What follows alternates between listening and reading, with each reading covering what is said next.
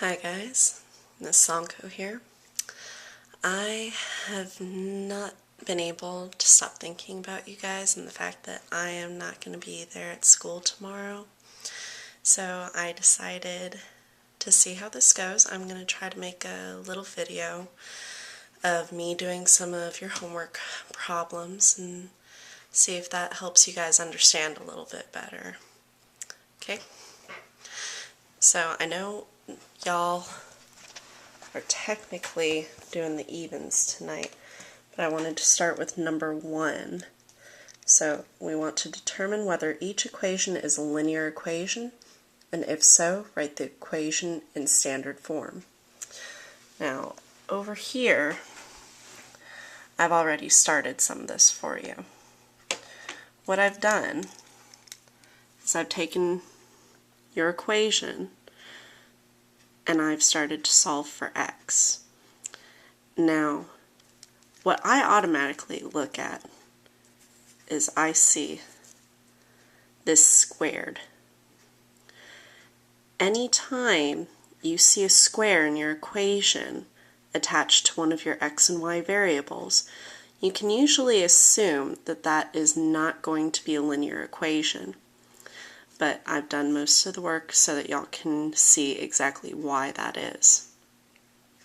So what I did is I solved for my slope-intersect form. I subtracted x from both sides, which gave me y squared equals 25 minus x. Now to get rid of the square, I square root. But I have to square root both sides. So I get y equals the square root of 25 minus x. Now I ended up making a chart. And it was a little difficult with an equation like this, but hopefully y'all can follow my reasoning.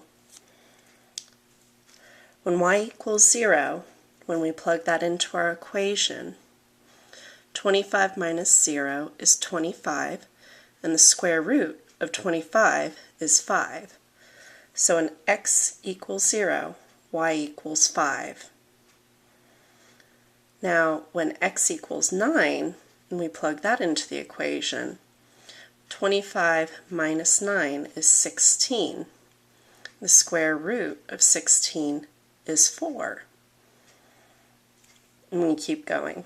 At 16, 25 minus 16 is 9, and the square root of 9 is 3. Now from here I start to see a pattern. Okay? So as my x's are increasing, my y is decreasing at a constant rate of -1. Here, though, we see that we're adding 9, adding 7, adding 5, adding 3, adding 1. Not the same change, so that's another tip-off that this is not going to be a linear equation. So when I look over here at my graph, you'll notice that I have my y and my x, and I have labeled each of my points. So when x is 0, y is 5. When x is 9, y is 4, so on and so forth. Now just looking here, I can kind of see a slope in my points. But what I also want y'all to see is if I put a ruler on my first and last point, none of the other points fall on that line. There is nowhere that I can connect any of these points and include more than 2 of them. If this were a linear equation, all of these points would have to lie on this specific line. Because they don't, it is not linear. And the proper term for an equation like this is quadratic, but we will definitely be getting to that later, just in case y'all are interested. Okay, so going back, Number 2.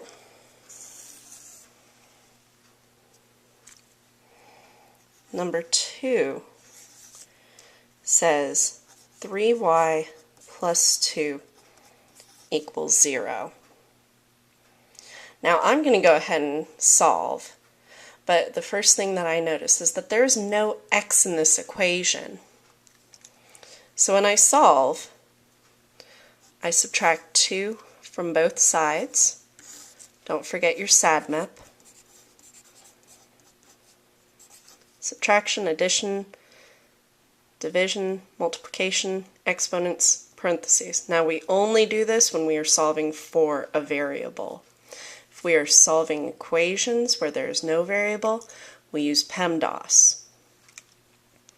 So these 2's cancel out.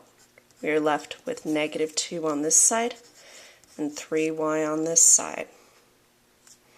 Now to get y by itself, we have to divide by 3. Remember, to undo multiplication, we divide. So this leaves me with y equals negative 2/3. Now if I graph that,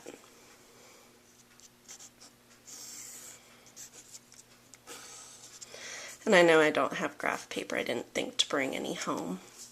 Hope y'all can forgive me. We have our x and our y. And I'm going to just go ahead and say that this point right here, or I'm sorry, I'm getting ahead of myself.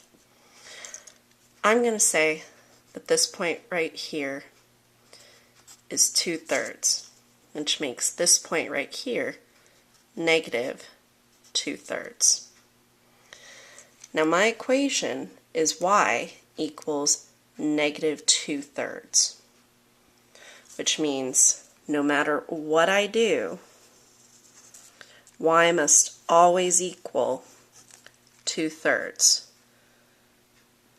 So I can assume that y goes on forever in this direction at negative 2/3, and forever in this direction as negative 2/3. In which case I would say that my range, which is all of my y values, is simply negative 2/3. My domain, which is all of my x values, is going to be, and this is going to be a funny kind of set notation, y'all haven't seen this a lot, but that is going to be negative infinity, and that's our infinity side, and sideways 8, to infinity.